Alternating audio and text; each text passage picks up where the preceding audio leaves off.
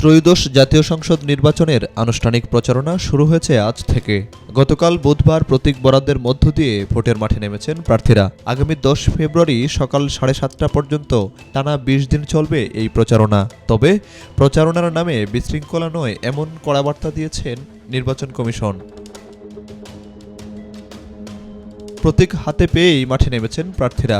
শুরু হয়ে গেছে ঘরে ঘরে ভোট চাওয়ার কর্মসূচি। তবে এবারের নির্বাচনে প্রচারণা মানেই নতুন নিয়ম, নতুন বাস্তবতা। নির্বাচন কমিশনের সিদ্ধান্ত অনুযায়ী আজ থেকে আগামী 10 ফেব্রুয়ারি সকাল 7:30 পর্যন্ত প্রচারণা চালাতে পারবেন প্রার্থীরা। অবাধ, সুষ্ঠু ও নিরপেক্ষ নির্বাচন নিশ্চিত করতে নির্বাচনী আচরণবিধিতে এবার যোগ করা হয়েছে বেশ কিছু কড়াকড়ি।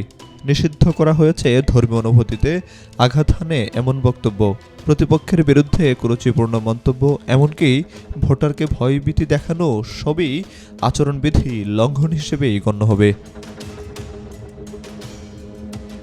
এবারের নির্বাচনে সবচেয়ে আলোচিত সিদ্ধান্ত, পোস্টার পুরোপুরি নিষিদ্ধ।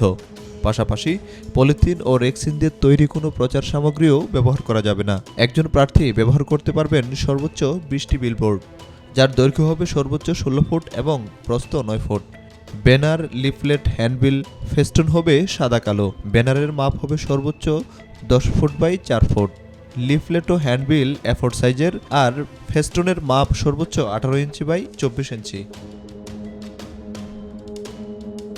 প্রচার সামগ্রীতে প্রার্থীরা নিজের ছবি ও প্রতীক ছাড়া শুধুমাত্র নিবন্ধিত রাজনৈতিক দলের প্রার্থীরা দলীয় প্রধানের ছবি ব্যবহার করতে পারবেন।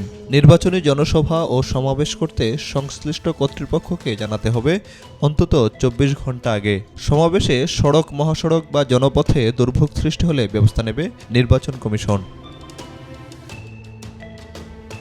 বাস, ট্রাক, নৌযান কিংবা মোটরসাইকেল নিয়ে কোনো শোডাউন, মিছিল কিংবা মশাল মিছিল সম্পূর্ণ নিষিদ্ধ করা হয়েছে ত্রয়োদশ নির্বাচনে।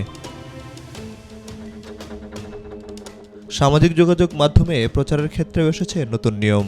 প্রচারণা শুরু করার আগে ফেসবুক পেজ, অ্যাকাউন্টের তথ্য রিটার্নিং কর্মকর্তার কাছে জমা দিতে হবে।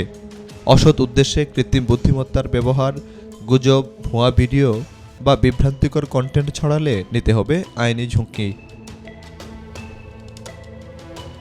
নির্বাচনী আচরণবিধি লঙ্ঘন করলে সর্বোচ্চ 6 মাসের কারাদণ্ড, 1.5 লাখ টাকা জরিমানা অথবা উভয় দণ্ডেও দণ্ডিত হতে পারেন প্রার্থীরা।